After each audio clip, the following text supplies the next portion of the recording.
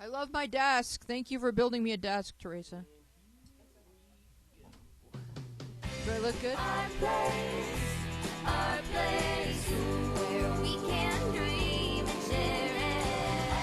Our place, we'll find a friend to care it. Yes, we are that friend. Who cares? We are Our Place Out Loud. I'm your lovely and captivating host, Louise Palanker, here with a panel of wise and wonderful teens. The people who are here today get credit. Rather than yelling at the people who are here, there's a lot of kids who are not here, and I will deal with them individually. But the kids who are here that are my favorites are Sam, Kimute, Nina, and Aaron. And, of course, Yulia is here, Trish is here, and Justin is here, and Jolene is here, and Teresa's here. So that's pretty much, we're a pretty thriving, happy, functional family, and we do very well together. And for those of you who are not here, you are not missed. However, I am using a Jakey coaster. Yeah, so there's Jake. On your new desk. On my new desk. Oh, yeah. So raise your hand if you built me a desk. Some people here built me a desk. Keo and Teresa and Sam. I watched. Built me a desk, and you guys can see the desk. The desk is from Pottery Barn, so thank you to the wonderful delivery man who left a giant box at the bottom of my stairs so that a small little lady had to roll it up the stairs at 11 o'clock at night by herself. Thank you to Pottery Barn's fine delivery services. But I thought, Jake will get here and he will build me a desk. Well, Jake is not here. Where's Jake? Well, Jake and all of the kids who go to Jake's school have college night because they have futures, and that's fine if that's what they want to do. Go ahead. Go to it. But Teresa and Kimute built me a desk. And I don't know if you guys can see it, but there's a drawer. And what's in my drawer? So it's night one of my new desk. In my drawer, I have, this is pretty secretive, I have a piece of Kleenex for, you can dab. This is good for dabbing. Never rub, just blot. All right, and then I have one of these kind of pens because they're felty. Those are great. And I look so much more like a real talk show host with a desk. You guys can see my bongos. And so, I think we need to have like a new segment. What's in Wheezy's drawer? Yes. Oh, I can in put my drawer. Teresa, I can put a spare straw. Oh my God, this is so great to have drawers. In the future, everyone will have a drawer. And I have my coffee. All right, which Teresa got me. Okay. So I look very beautiful. Thank you, Teresa. You look beautiful, too. So let's go right to the show. Now, I was running into these questions during the week, and they came in to Ask Wheezy, and they were anonymous, but I still thought they were super good, so I grabbed them and held on to them, and I thought, well, let's deal with those during the show because they're really, really good, but they're too long for me to read. I'm weary. Who likes read? Oh, Aaron, you love reading. That I do. Okay, so this is from Anonymous. Go ahead, Aaron. I feel responsible for my father's death. He died in May, 2 days after my birthday. He had a heart attack. He was on his way to sign up for unemployment, but was having pain in his chest. He was supposed to go to the hospital first, but being a stubborn person, he didn't. When he finally decided to go, right when he walked through the doors of the hospital, he had the heart attack. I live in a different state. I'm 17. I was supposed to help him sign up for the unemployment, but I didn't call him back in time. I feel like I could have gotten him to the hospital if I was with him and hadn't decided to move in with my aunt that summer. It's my fault he's gone. He was my best friend. Any thoughts? Q? Well, first, what comes to mind is that's incredibly sad, and I'm sorry for your loss. And I think just what you should think about is what your father would think of you feeling responsible. He doesn't want you to feel responsible, and I would imagine maybe his last thoughts were of you, and he wants you to be happy. He doesn't want you to feel like this is your fault in some way. No father would want any of their children to feel that way. No, that's correct. And also, every day we make choices. We cross the street at a certain light. We go into a certain shop. We buy a certain Subway sandwich. We walk back a certain way. And most days, everything is fine. Mm-hmm. And everyone we love is fine. But sometimes, on very, very rare occasions, something extraordinarily tragic may happen to someone. And if that happens, everyone who knows that person can probably draw a series of lines from that horrible event to their own particular choices or movements or behaviors. And you could drive yourself crazy doing that, because what matters isn't whether or not you should have helped your dad sign up for unemployment or pick up a phone or move or not move. These are all like the details of life that just sort of happen, usually not resulting in anybody passing away or anything tragic happening. You're very young to lose a father, so that shouldn't have happened until your dad was in his 80s or 90s. But it happened, and every family member is tracing it back to how could I have saved this from happening? In a way, if you step really far back from it, it almost is egotistical for you to believe that you could have had that much power over the universe. And I don't mean that in a cruel way. I just mean stuff happens, and if it's all about intention. If someone walks into your father's home with a gun and shoots him, that person is responsible for your father's death, because that person's intention was to hurt, wound, and kill your father. You had no such intention. Never could you have dreamed that your choices would have somehow allowed you to trace his death to your own behaviors. Therefore, your father's death is the furthest thing from being your fault. Agreed. Anyone else have any thoughts? Only variations on what you've said.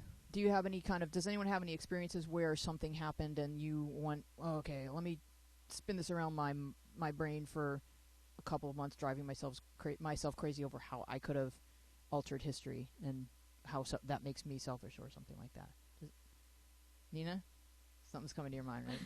Well, nothing really comes to my mind off the bat, but I feel like that's happened to me a lot, and I feel always responsible for something bad that happened and that I could have prevented it. But the only thing that I could say to this person is, there's no way you could have known. There's no way you could have known. I mean, we all do this when it comes to like the breakup of relationships, or someone's angry at us or whatever. We go, if there's a place to apologize, certainly not. I'm not saying nothing is I'm not saying that things are never your fault, or that there isn't a place for you to try to make something right, or to go up to someone and say, hey, when I said that, like even today, like I was kind of bitchy when I was emailing Jamie because kids kept canceling and guests were canceling, and so I said something like, I guess it's just going to be me and Trish giving Aaron career advice. And I was just kind of saucy and not nice, because I had received several messages in a row from people that were not going to be able to make it tonight. So I was just feeling I was feeling sorry for myself. So I apologized for that email, because I don't like sounding bratty in emails. Q? Right, but if something bad had happened to Jamie or something, you wouldn't then feel responsible or extremely... I mean, you'd feel bad, but you wouldn't be like, how could I do that? That's the last thing that I ever said to her or anything like that. I promise you that if Jamie had driven here tonight and then driven back to Ventura to judge the comedy festival and had come here just because I made him feel guilty and then gotten into an accident, I can promise you I would feel completely responsible. Yeah, but you shouldn't. I know it, but I would have. So I so it's get understandable that she does, but she shouldn't. And Jamie wouldn't want you to feel responsible. Oh, he would. That's what's scary. Okay, well. No, I'm teasing. No, you're absolutely right. And even like you said, that your father doesn't want you to feel good. I think as a father was having a heart attack, he was the one feeling guilty. Yeah. Oh my God, I'm letting down my kids. I'm not well. Yeah, I'm going to disappoint everybody. Yeah. Everybody feels the weight of what we perceive to be others' expectations. How we could make everything perfect, or in moments where we chose something a little bit selfish. See, because the thing is, I'm reading it and I'm seeing a dad who wasn't able to care for you, lost a job, went on unemployment, and probably felt like he was letting you down. And then here you are walking around feeling like you let him down. You need to let that go, because you haven't let each other down. It's just life. It happened. Mm-hmm. And he was your best friend. That's how he will stay in your mind, in your memory. And when you think of him and quote him to people, like my dad always said, always smile, because that's what he wants. He wants his life to have mattered in a positive way in your life. He doesn't want to be a rock hanging around your neck. That's not what he wants. We're going to go on to the next question. If you have something to say regarding that or regarding anything, please give us a call at 888-531-7171. If you are excited about my new desk, give us a call and tell me how excited you are. I would love to talk about my new desk with people. It's from Pottery Barn. Can I call you during the show? Please, call me up. Yulia's going to answer the phone. Excited. Anonymous says, all my friends are so...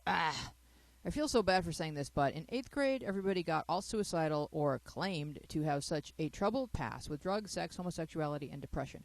I feel this is so fake because we are only in 8th grade now, and I know that some of them were, but definitely not all of them were. I mean, now I'm in 9th grade high school, and I feel like there are so many new people who are happy people. By the way, I'm not saying homosexuals are not happy. I'm saying the ones I know are not. But now I have to let go of all my friends because they are not people you want to hang out with. They make bad choices sometimes. My best friend, Rosemary, became of that group about last week when she announced to me she was in a depression. I already knew that she had smoked and done drugs and drank, but I believed her when she told me that she wasn't done any of that, that she hasn't done any of that in a while. I'm just such a happy person. Why did I have to have these types of friends? So I just want to say before I throw out of the panel that, you know, I certainly have noticed with the children of friends of mine that there are bad batches. And you guys may even remember certain classes you were in where like, oh, my God. You know, because you look at the class right above you or right below, you're like, why couldn't I be with those people? Because one kid can turn everybody kind of suicidal. It's a little bit contagious and in this weird groupthink kind of way. Does anyone identify with what I'm talking about, Kyo? I mean, yeah, they always, when there was a time when someone did commit suicide at my school, and they had, like, grief counselors and encourage people to go to, like, counselors, because it is kind of contagious like that. When one kid is some way like that, then it's statistical, I think, that it kind of spreads. Yeah, and especially if the kid who's really depressed has like a really charismatic personality, it can actually be this kind of way of thinking that everyone adopts, that you really don't see the sun shining, because the cool thing to do is to be like, whoa, you know, let's just lay on our back and talk about how clouds are like death. And it could snap out like the next year when you go into high school and all of a sudden that kid gets involved in theater and now, you know, so she's suddenly different and then other people are different. There definitely can be group personalities, and it's hard to be the one kid that is still saying, I don't really want to be such a drag like this, but then you'd feel like, oh, I'm going to lose all my friends if I suddenly come in here like Pollyanna. Nina? I actually talked about this really recently. I noticed that it's now it's sort of sick, but kids think it's almost cool to be in depression or something like that.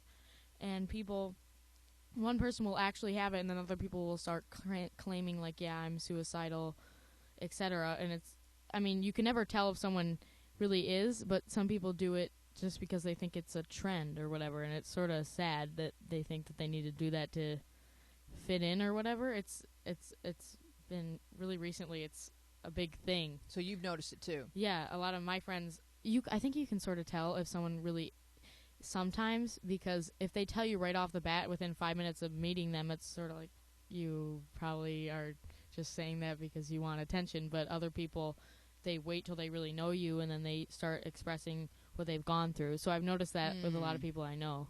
That's interesting. So if it comes out too early, it's like, no, I just think you're trying to get... Yeah, it's sort of... Or maybe it is. Maybe they're just really open, but I would be a little bit concerned if someone did that. Aaron? Yeah, that's an interesting point. People trying to almost like fit in by emulating these problems that people are having. But at the same, and that's unfortunate because it sort of downplays people who actually have and deal with these problems. But at the same time, like, there's also something to be said of these people who may or may not actually be classified as this thing. If they're claiming this, I mean, chances are it's not baseless. I mean, like, even if they're not suffering from depression, maybe they're just going through a hard time right now. And I don't think it's right for them to be saying it's something that it isn't. But, you know, it's also kind of maybe too far to just ignore them outright. Well, there's a lot of complexities in her post because, for example, if a kid is gay, it's really stressful. When to come out, who to come out to, how to come out, am I going to be loved? So that can lead to situational depression. Yes. Not maybe a chemical depression, but just someone who's just really sad because they don't know exactly how they're going to get to the point where they can be their true selves without all this stress. And so I think that the writer has a narrow view based on being only a ninth grader of what it is to claim you're depressed and what it is to actually be depressed. She's just kind of asking, generally speaking, why did I have to wind up with these particular friends? And I think that since she's a ninth grader, like her world door is about to really open wide, where she's going to be able to join different clubs and activities. Go ahead, Sam. Yeah, I mean, like, middle school sucks, and especially towards the end, everyone it wants to be popular and wants to fit in, so they'll say whatever. Not down degrading or whatever the word is to like these people's feelings, validating these people's feelings, like that they're depressed or that they're gay or any other kind of thing. But like, it's middle school. It sucks. People want attention, and then you get to high school, and people are starting to figure out who they are and who they fit in with, and it's not necessarily the people who you've known in middle school. I mean, I remember when I started freshman year, I knew no one at school, and then by the end of the 15th week, I had tons of friends, and then as the end of the first semester came to a close, I started hanging out with the right kind of people and had weeded out all the negative people, all the negative energy, because I didn't need that in high school the time. So in ninth grader, it's just starting. So yeah, it's about to really open up, and at least you kind of have made a finite statement regarding what you want and who you want to be around. The thing is, the kids that are depressed, whether they say they're depressed or they actually are depressed, doesn't really matter, because you're not the person who's going to be able to fix them. If they're saying they're depressed, like you guys were saying, there's probably a reason why they're trying to get that kind of attention. If they're not really depressed and they're saying it because maybe that's not something you would do, you may not, just because all your friends are depressed, you may still want to say, well, but look, a rainbow. I mean, you may be that kid. So maybe just because you're not sort of like going, oh yeah, it's cool to be depressed. Yeah, bummer. I need to cover one eye with my bangs. But the older you get, the more people kind of claim and own who they actually are. Nina? Going off of what you just said, I'm still in 8th grade, so I know, and I don't get along with anyone my age. All my friends are like 4 or 5 years older than me. Oh, wow. Because I can't take how immature people my age are. But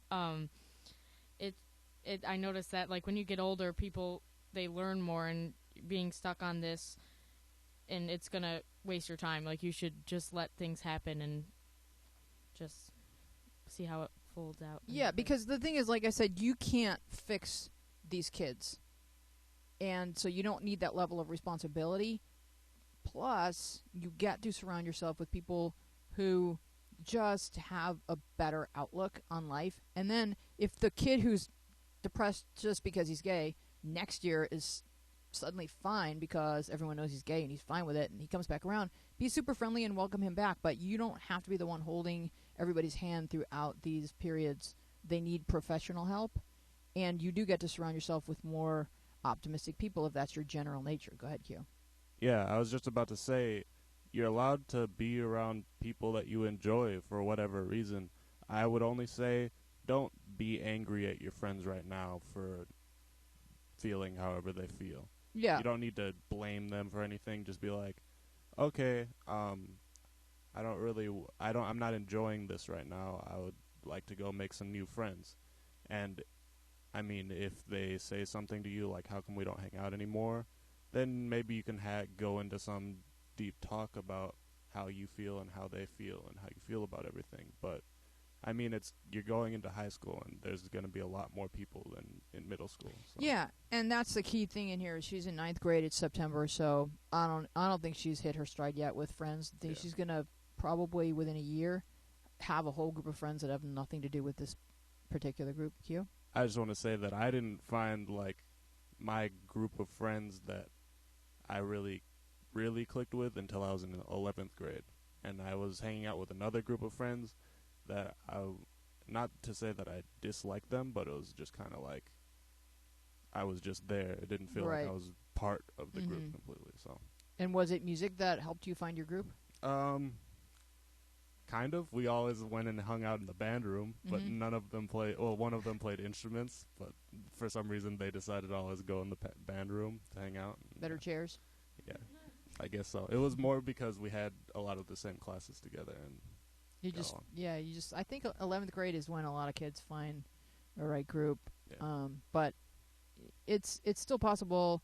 Just that the more you fine tune it, the more you join clubs and activities that interest you, the more you can fine tune it. How quickly you get around the people that you click with. We are Our Place Out Loud. You can give us a call at 888-531-7171. We would love to hear from you.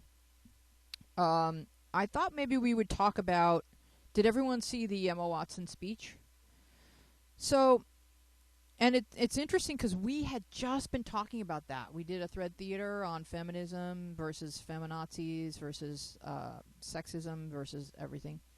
And just first, let me just go to what did you guys think of her speech? Q? Or should a girl talk first? Did you watch the speech, Nina? Go ahead. Your thoughts? I really like Emma Watson as a person. I admire her, but I thought that was really cool. I agreed with everything she said.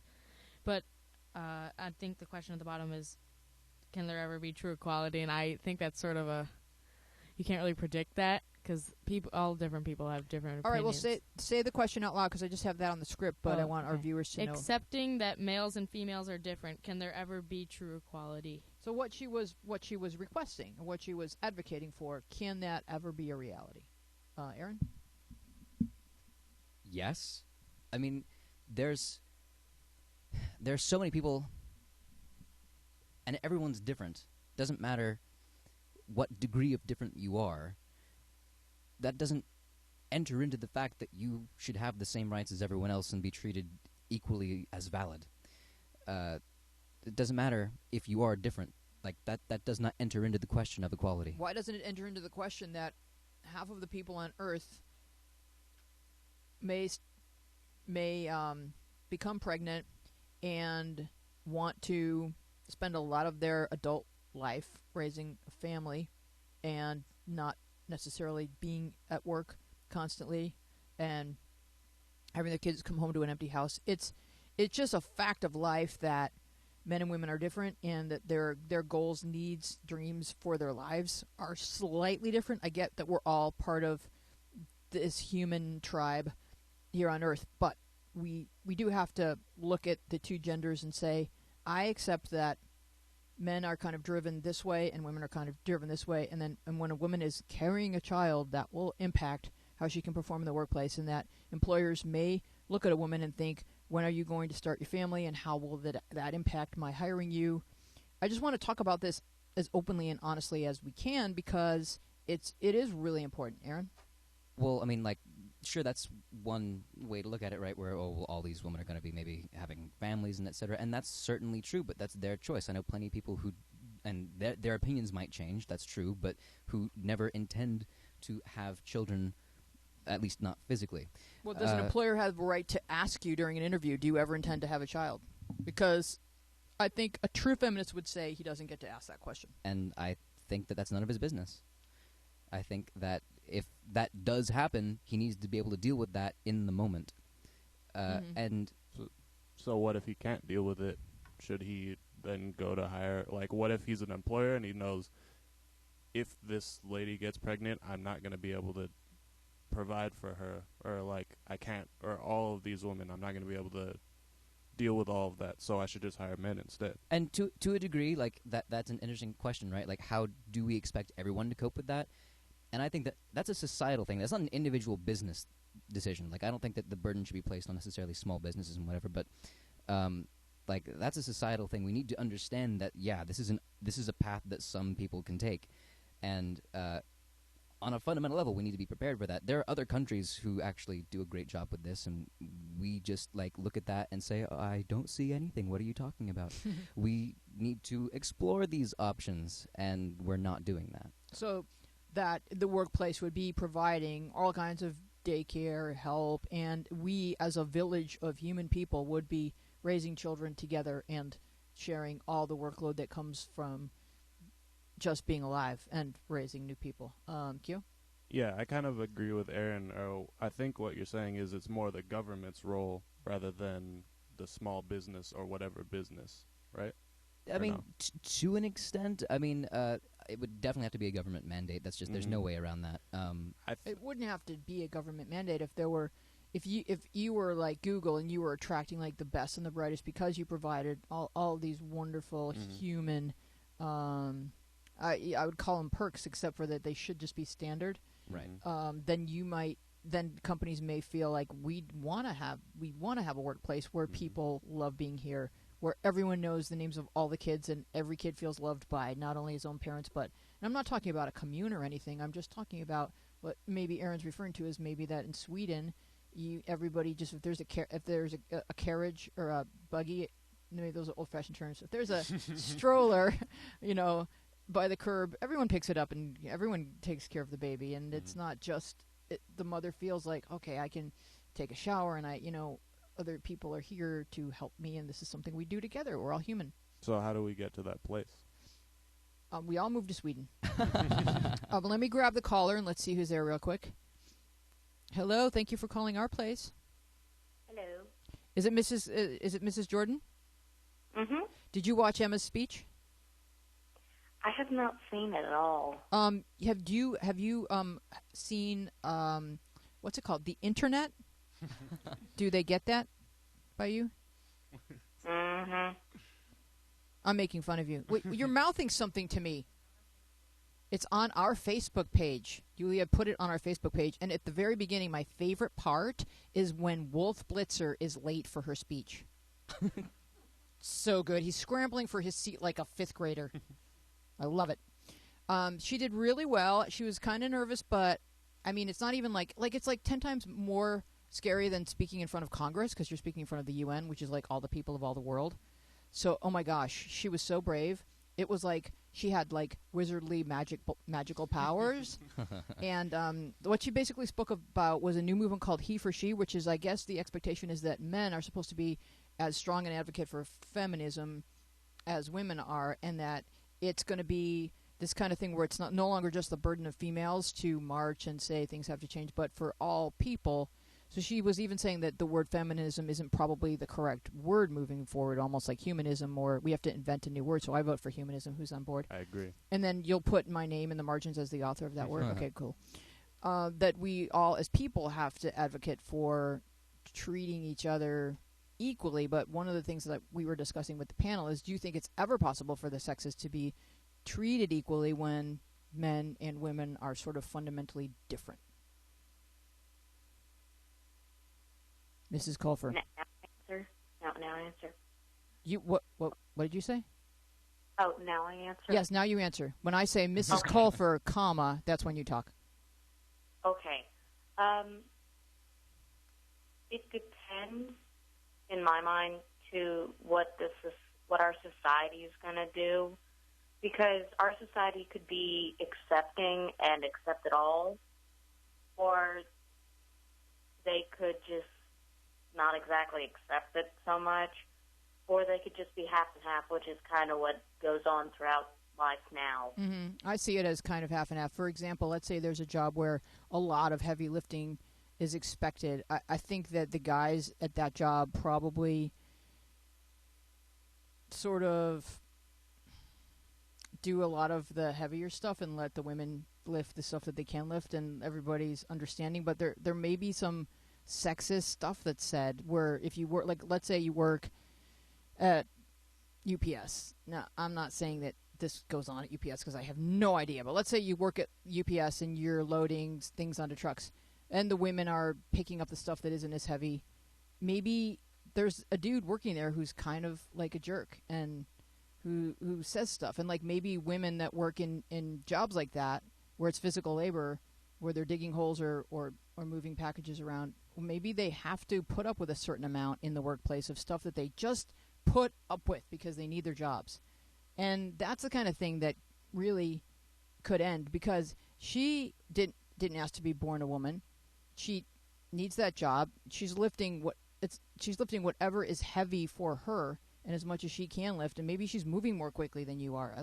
and maybe she brings something to it that you don't bring because of her female characteristics. So, but I do think that I know that I'm a female who grew up in the entertainment field, and you just put up with stuff. I mean, people say stuff, men say stuff to you, and you're like, haha, like my thing was to always pretend that I thought they were joking, because I didn't know how to be mean and just say, and I just didn't like it. And I'm talking now about sexual harassment, and that's another thing. It just is. And I wasn't the kind of person that was going to go into someone's office and say, I would like to file a complaint. Instead, I felt like I can handle this dude. I'm just going to act like I think he's kidding, because I have to work here around these people. So there's lots of aspects to feminism that could improve in terms of like how women are treated when they're, because I didn't start a family. I didn't have a family. That wasn't one of my issues, but it is for most women. We could probably look it up and see what percentage of women choose to have a child, or if they don't have their own child, to adopt a child or raise a child. It's by far and away the majority, and it's how we sustain life. We need families. So maybe by the time you're grown up, Jordan, what would you like to see change? I mean, I think a lot of people would like to see not so much, not hate, but harassment towards women. Mm-hmm. Maybe a little bit more equal, but just not treated as roughly as we are now. Even in school, that you guys get a lot of it still, right? I go to an all-girls school. Oh, okay. So yeah, you can't really have that kind of like self-loathing. All right. Well, thank you so much for calling, Mrs. Culford. We'll definitely keep this conversation going. We really appreciate your call, and we'll talk to you next week. Mm-hmm. Okay, honey. Bye-bye. And so that brings up another factor, which is the whole sexual harassment part of it. And I don't know how much of it is going on in schools today. For example, 8th grade. I know you're homeschooled now, Nina, but were you going to school in Rochester before you came here? Yeah, I just started homeschooling in January. Okay, so how were boys and girls treating each other back in Rochester? Well, I'm not going to shout out at Rochester like meanly, but where I lived, a lot of people, they were very self-centered, so I can't really say that that's everywhere. But the boys, I don't really think where I was, people are sort of overreacting about it. I do the same thing that you said. I laugh it off. I don't really mind. Like, I'm not really a sensitive person, so that's not for everybody. But it doesn't really bother me when men make fun of me or whatever, because I'm just like, whatever. I don't really care. You're not really an important figure in my life, so Bingo. Yeah. Why should your opinion matter to me? A person that Yeah. would say such a thing Like, doesn't register on my radar. yeah, and if that person is saying that stuff, then they shouldn't matter to you. If a real person that is important to you wouldn't be saying that stuff, so it shouldn't matter. I love that. Sam. Yeah, I mean, I remember middle school, even elementary school, and the beginning of high school, I would get not just like jokes about the way I look, because I have a large bust and several other things, but it's like, as well as being a Jew and a white girl in a very not very white area. But I used to laugh off the things, and then it just hit me one day, like, that's not funny, and it's time to stop that. So even though it wasn't really the cool thing to do, I lost a couple people, friends-wise, like, didn't die or anything. And if they can call me a bitch if you want, but if you're gonna say those things about me and I say that's not funny and you think that's not cool, then you're not, like, you shouldn't be my friend, or you shouldn't be around me, because it's just not cool. Yeah, no, I mean, a statement like that's not funny is excellent. Mm-hmm. It's really excellent. I mean, it gets like, right to the what's point. funny about that exactly? Yeah, excuse me? How is that funny? Yeah. Exactly. Aaron? So this just got me thinking. You saying, "Oh well, you just tolerate, you put up with it." You like, "Oh, you're not important to my life. Why does that matter?" But I'm like, speaking as a guy, I know firsthand we can do better than that, and it's disgusting to me that you feel that it's on you to put up with it when you shouldn't have to in the first Aaron, place. I mean, I worked with disc jockeys, And that's no excuse. They shouldn't I treat you know that it. way. I know it, but I may as well been in the Navy. So this And is, that's also not an excuse. and it correct. But and maybe if you and I were the same age and you had said this to me, but it was kind of like Trish and I were like, we were in there swimming, and we just had each other, and I would say, what do I do? This guy keeps wanting to. And Right. Trish would be like, you look at him and you say this. And I'm like, because Trish always knew what to say, right? Because Trish is very Trish, you know? Mhm. And so we just did that. We didn't make a grandiose speech about how we expect more from the gentlemen of society, because we just wanted to keep working. And maybe that's wrong. And maybe that was the easy way. Keo? I think that what you guys are saying makes sense because, I mean, it's similar to like bullying. Like you can just be like, I don't really care what you think or what you have to say, or you can say that's not cool, don't do that. And it's like you can't really force everyone in the world to be a nice person. Unfortunately, there's like people are going to be jerks sometimes. So it's up to you and what goes with your personality, what you want to Right. do. Whether or Everyone- not you want to like be like, this person doesn't matter to me, I can just ignore it, or if you want to say something about it and say you need to do better. Nina? I mean, I would say things like, that's not going to happen. I would Yeah. like look at someone and just say, that's not happening. Yeah. It's not like I wouldn't always just go, Yeah. don't get it. I think because everybody that just makes you look stupid sometimes. I think everybody has their own line Yeah. that they draw for themselves. Nina. I think it depends on what. I totally agree with everybody. It depends on what you're saying, what the person says. But I feel like when people say stuff like that to me, I'm just like, how could someone even think like that? Like, you know, when you hear something and you think, I just feel bad for that person because why would you ever think like that in a way? Because I know that when I've moved a lot and I've seen all different kinds of people, and I think it's really helped me be more mature for my age. And when I see people being mean, I've learned how to handle it more. So it depends on what the person's saying to you. But Well, what we're talking about specifically is men thinking that Yeah. they can say certain things to women simply Yeah. because they're a guy and you're a woman. And why else are you there if not to be that for them, the target of their sexual attraction? And and it's only been within the past 50 or 60 years that women have been like, we haven't even had that much evolution of trying to do this side by side. It's a very short time span, and I feel like we've come. I always have an optimistic outlook. I feel like we've come a long way, even if you just watch Mad Men and you know, it reminds you of like, wow. It doesn't remind you if you're your age, because I was a baby when Mad Men was happening, but knowing that if you were a female trying to have a job and have a career, that no guy would even be reprimanded for saying those things. It would just be like, Steve, yeah. Aaron.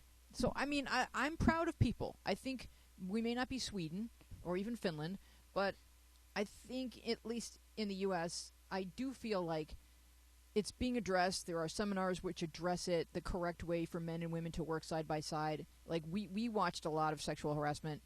I had a company called Premier Radio, and we had certain women that would complain about something, and then everyone had to go watch a movie, and it was really hard to not make fun of the movie or sexually harass the movie because I'm just a comedian. So, you know, there was a huge temptation to sexually harass the movie. But it came because it was critical that men and women understood that you don't stop being a man or a woman in the workplace. You still have feelings. You still feel attraction. You still may fall in love. You still are going to be a human being. You can't stop being a man or a woman once you step across the threshold of the workplace. So what they had targeted in terms of the movies that I watched, and I don't know if it's still the same in the workplace, because I haven't worked at a company in a long time other than our place, and it may be due for us to put together a sexual harassment video for everyone to have to sit through. But what they had determined was being able to ascertain the difference between a wanted and an unwanted advance. So in other words, like around each person, there's sort of like concentric circles. And you may feel like super close with Bobby, and he gets to walk up and, you know, snap you in the face or whatever, and you're like, you. But if creepy Al does it, like, oh my God, I'm filing a lawsuit. So it's like, as a human being, kind of knowing how close does this person want me to come to them. It could be guy, girl. It doesn't matter if it's guys or girls or whatever. There's like having a sense of like, what does this person want in terms of like, what's our relationship? And some people do not get social cues, especially people that are super, super smart. Like, almost the smarter you are, the less you get social cues. So, like, watching the movie was, like, critical. There would be like, Aaron, talk. I just think going back to what can society do about this? Well, quite honestly, the simplest thing to do is to frame these people for what they are, which is antagonistic. They are antagonists. If they are acting in this way, that is not like, very human of them to demean someone in that way, no matter what the context is. To accept, and obviously, you know, you do whatever you're comfortable with, but if, like, for social change to occur, then as a whole, we need to view them not as, oh, well, that's just what we put up with. We need to view them as, well, that's this weird part of our culture that we don't like very much, that we're, like, trying to shy away from. And we can do better. Yeah. Let's challenge ourselves to do better. We're going to have to jump to the next topic, Kyo. I know your hand is up. That's all right. We're at 888-531-7171, and I appreciate your call. We all appreciate your call. When you do call, we love hearing from you. This is from Jenna Bow, and she writes, Jenna Bow writes, please help fast. My boyfriend's a drug addict and a drug dealer.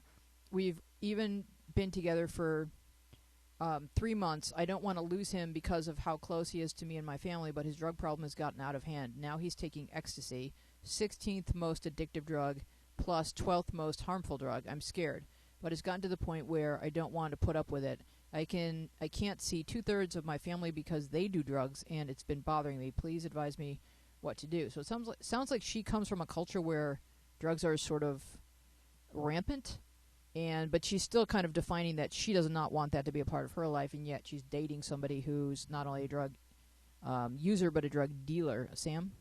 Okay, very, very, very toxic environment, and I just say, get out. It's not healthy at all. At all. That's all I have to say. Just, yeah. And she knew enough to write. Yeah, exactly. So it's like, you can't date this guy. If guy. you're questioning it, if you're thinking this is not so good, and, yeah, and she's Googled how harmful it is, what he's using. If so she knows she does not want to be a part of this. Aaron. Right, like you just made a great point that I was going to say, which is that she's gone to the trouble of figuring out the statistics of ecstasy, right? Which means that this is something she's both very concerned about, and it's something that, on a personal life level, I think she's trying to keep out of herself. In other words, she sees it in her family, she sees it in people that she knows. She's putting in the effort to educate herself, to look at it objectively, but now she's got this emotional tie, right? So like it's hard enough to get the family out, and now her boyfriend is in the thick of it. What does she do? So if she's only got, I guess, 1/3 of her family who's not on drugs for support, stick with the third. Go to them. Drop the boyfriend.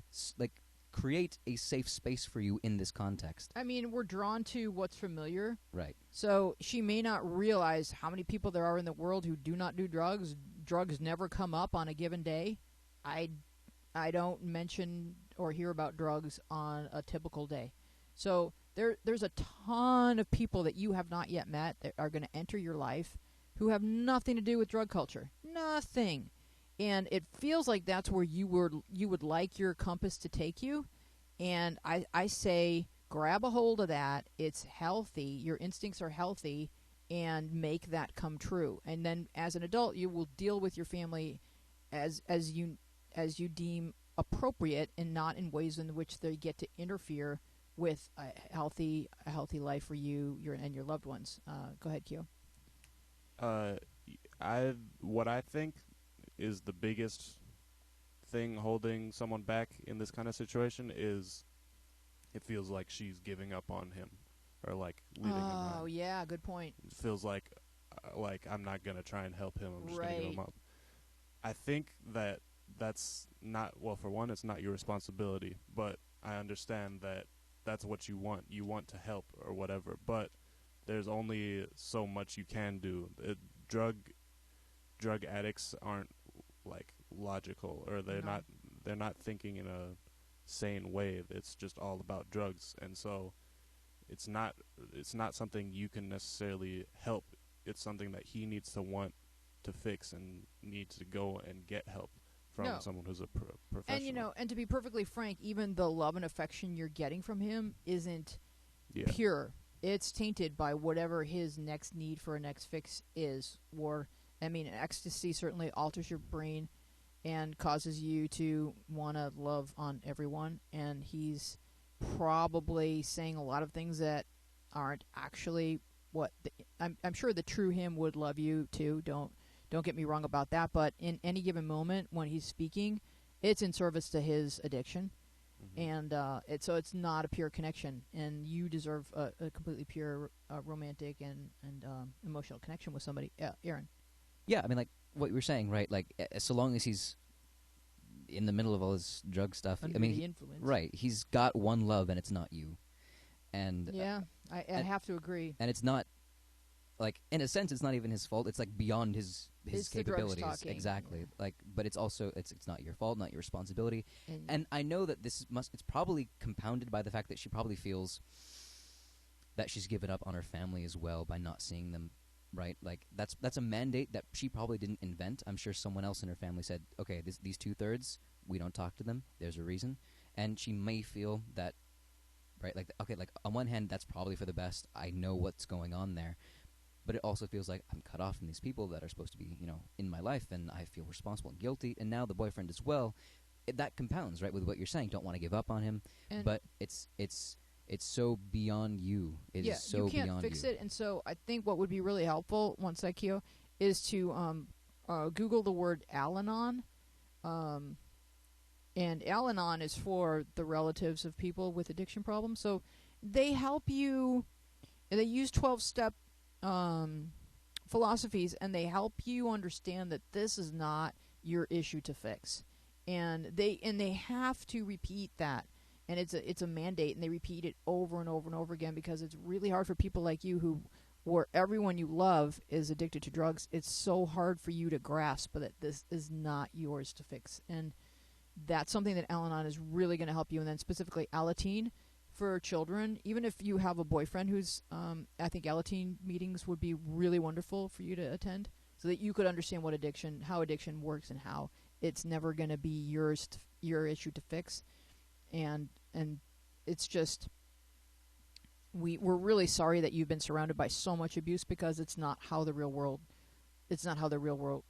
works. And you'll see that as soon as you get a little bit older. Next question is from Stephen. And this is an exchange between Stephen and, I think, Jenny? Yeah, Jenny ultimately weighs in. I think a few people weigh in. Hello, Jenny. I'm 14 years old, and I'm a boy. I have 2 siblings, and we were all born with blonde hair. I was born with very, very pale skin, and my siblings have skin that will tan. Mine just burns. I also have freckles. All of our hair is changing in color as we grow up, but theirs is getting dirty blonde, and mine is just getting reddish. I want to know if my hair will get redder, and if it will stay like that till I'm dead. Also, if my skin will ever tan too, and what I can do to make it tanner. And this is evidence that people believe that Jenny is God. And Eventually, the hair will get gray, so it won't be red when you die. Right. I think this. I just pulled a Jenny question, but I don't think I have her answer to it. Although you could probably look in the app and find it. No, this is not. That's not. The response. Jenny's response to Chelsea Ray. We have. So I just think that people get a little bit of genetic DNA from each grandparent, and you've got 4, and then even maybe further back than that. And there's really no predicting what exactly is going to happen. Most people's hair gets darker as they get older. It can also change from really curly to really straight. Huh? Unless you do. Yeah, you could. But you're never going to be a person who tans. That is not going to change. So you need to wear a lot of sunblock, and you need to understand that your skin tone is beautiful, the color that it is, and just because you're comparing yourself to your siblings doesn't mean that they're necessarily more attractive. Everyone's just a little bit different. Kyo? Yeah, I want to say basically the same thing. There's nothing wrong with you, the great thing about the human race is everybody looks so different, and it's a great thing. You look cool to like a lot of people, and a lot of people might not want to look that way, but a lot of people might. So it's not bad or good. So I don't think you should feel like you need to change yourself for anything. Right, and I know it's hard if you have two siblings and they seem to be changing in different ways, and you're like, why am I the one who looks like this? That's cool. Like that, the lead singer always looks a little different. It's also cool to be like, yeah, I'm comfortable with how I look. Yeah, it's cool. Like, all right, I want to jump ahead to Shattered Heart. Keeping this short and simple, my ex broke up with me because I've been rude and was not sweet anymore. Went no contact for a month. I didn't know that was a noun. Went no contact for a month, and I texted her recently, but she flat out ignored it. I don't know what to do. I want her back, but she's talking to someone else. I feel like this ship has sailed without you, and you need to just accept. As brutal as that sounds, Aaron. Yeah, I mean, it sounds, and based on what else this person posted in the app, it sounds like you realize that things didn't go the way you had wanted. You know sort of where maybe you could have improved. And in terms of her situation, she seemed to have come to terms with all this and is now living her life. And you're still pondering it, and that's kind of okay because you have things to learn. But they can't be her, right? Like, you can think about this, you can learn from it, but you need to do so away from her. Yeah, I mean, there's something that's what you call scorched earth, where it's like if you damaged her to the point where this relationship is irreparable, but because she's been that wounded, but you've learned that when you are rude and short and disrespectful to a partner, you may lose them. And the next time you feel really angry, you're going to catch yourself and choose your words more carefully because you'll have this memory and it will help you. If you don't learn from your mistakes, then why did they happen? And you're saying to me like, yeah, but I want this girl back. And we're just saying, it's okay though. I mean, maybe in 5 years you'll date her because the scorched earth will have grown new seedlings. That you should not think that. All you right. absolutely should not think that. Don't Yeah, expect it. don't listen to me. I'm wrong. Aaron's always right. Sorry, Aaron. Go ahead, Q. Yeah, I think I would apologize, and that's about it, because you are sorry. So communicate that you're sorry about it, and just take what you can from it. Yeah. All right, so now we have the question where we do have Jenny's response. So I'm going to be Chelsea Ray. Aaron's going to be Jenny. Okay. And because I know his British accent, he's been working on it. Oh, God. And all right, so it's just between you and... Should we let someone else be Chelsea Ray? Who else wants to read? Who's good at reading? Sam, you be Chelsea Ray. I read good. You read gooder? I Okay. read gooder. You spelled Yes. G-G-U-D. Yes. Okay, GUD. then you're the right person for the job. Got it. I was sitting in my boyfriend's car arguing with him, and the argument wasn't getting anywhere, so I turned to go and he grabbed me. It didn't hurt, but it was definitely a forceful grab that happened a few times as I tried to leave. Is it possible that this is a one-time thing, or is it the start of an abusive relationship? All right, now here's Jenny's response. I will not do a British accent. I am sorry. Darn it. In general, physical force is not a one-time thing. There are probably very few cases in the world where someone has grabbed or hit someone once and then never done it again. So yes, I would say that this could be the start of a relationship becoming abusive. And based on all your other questions, as well as this one, I think it's clear that your relationship with this man is not a good idea. I didn't ask for your opinion on whether my relationship was a good idea, but thanks. So what's interesting And about scene. this is the people who write in for advice, and then because we care enough to maybe go beyond answering their question and actually care for them, then they become that I wanted to know this much, and I wanted you to stop there. I did not want to know the whole rest of your thought because I would like to continue dating this guy. So, and I get it. Sam, what were you thinking? No, you were looking at me like you wanted to I talk. was just nodding. Okay, so are we going to talk? Do you guys want to talk about what the question is, or do you want to talk about the way Chelsea responded to Jenny's answer? Because I kind of find that to be the most interesting aspect here, Nina. Well, I think if she's gonna ask the question about is this becoming an abusive relationship and then answers the way she did, then she's sort of suggesting even if it is an abusive relationship, I still want to be in it, which is sort of Exactly. confusing to me. Which- so Yeah, I agree with you. Well, like, why wouldn't Jenny then go to therefore? Therefore you should probably at least talk to him, or then end the relationship Yeah. if it gets even more abusive It's before sort it of like gets really saying- bad. It's sort of like saying, there's a guy in my living room who's holding a gun. Could he shoot it? Yes, he could shoot it, and you should probably leave. I only No. wanted to know if he could shoot it. I didn't ask I didn't you wanna know. whether or not I should run for safety. That's really butting into my... So, I mean, we're not making fun of you, Chelsea, at all, because we get that women who are in these relationships really don't want to hear that part, and that's why we're having this conversation. Aaron? Yeah, I mean, I think that if she used the words abusive relationship, she knows what's going on. And what she did when she came to us was a last desperate attempt to hear something of an alternative. Right. Where it's like, no, that's pretty normal. And that's what she was expecting. She didn't get that, and she Yeah. understandably, had She a w- rebuttal. Yeah. She was hoping for... No, he probably just wanted you to stay and listen to the rest of what he had to say. And Jenny's initial instinct was, a guy who's really just having an intense conversation with you doesn't lay a hand on you other than with complete affection. You don't touch a person when you're arguing with a person. That is not a time to touch a person, and when you do, it's a red flag. Aaron, Right. I mean, like you can hug someone at the end of an argument or whatever. That's one thing. But once you're done, right, Yeah. exactly. But just touching on what else this person has posted, like how come it built up to this? And I don't know all of the details. I haven't seen all the posts. There's a lot of them, and almost all of them are questions, negative things about this guy that she's dating. okay. Like, like what if he gets angry all the time? What if all we ever do is argue? Is he only in it for the sex? Like, Mhm. what's going on here, right? So, like, all of this builds up, and then we hear an abusive question potentially, right? And it's at that point you've given us enough for us to be concerned about Enough you. background for us to Exactly. say, okay. Nina, and then Keo? I have a quick question. Yeah.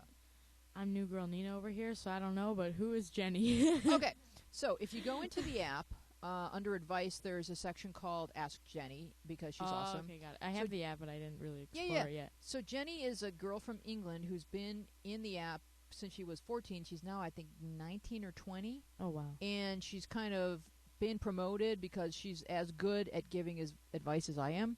So she's given her own column, and she's very responsible with it. She answers it day in and day out, just the way an adult would, and she wants to be a therapist.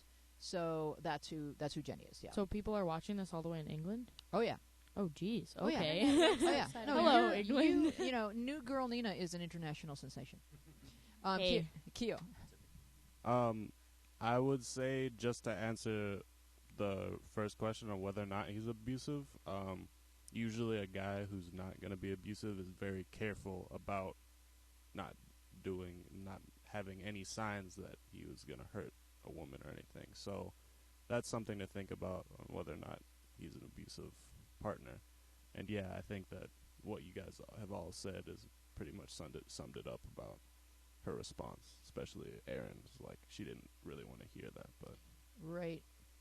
She's still kind of thinking, and my husband is a prosecutor, so he knows, and I know that just because you call 911 and the police come doesn't mean that the next day you're going to want to continue helping with law enforcement, press charges. You're going to be then saying, Right. oh, no, it was just an argument. He's not usually like this. So it's really hard, and women become, women are nurturers, and it's very hard to actually get to that point where you're willing to say, I can't be with this person. He's not redeemable. This behavior is going to continue to de-escalate into something dangerous for me.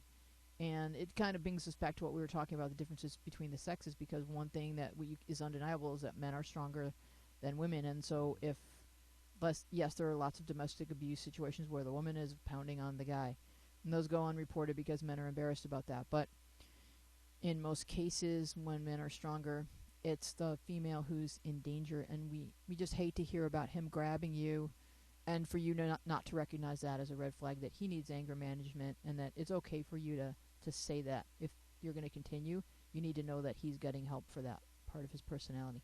because we want you safe first and foremost. Thank you, everyone, for being with us. We are Our Place Out Loud. I am Louise Palanker, and we will see you next week. Bye-bye, everybody. I've been in here wondering, hoping, reaching, wishing I could find my way. Then I found our place where we can dream and share it. Our place, you'll find a friend to carry. I may look a little hazy and I may feel a little crazy. I'm sifting through confusion and I'm searching for solutions, and I know I'm answer bound, 'cause I found our place where we can dream and share it. Our place, you'll find a friend to carry. Hear you, heal you, steer you back to kindness. Your soul may be in tatters. You'll learn what really matters. And our place, where we can dream and share it. Our place, you'll find a friend to care. Hear you, heal you, steer you back to kindness. Your soul may be in tatters. You'll learn what really matters. And our place, where we can dream and share it. Our place, you'll find a friend to care.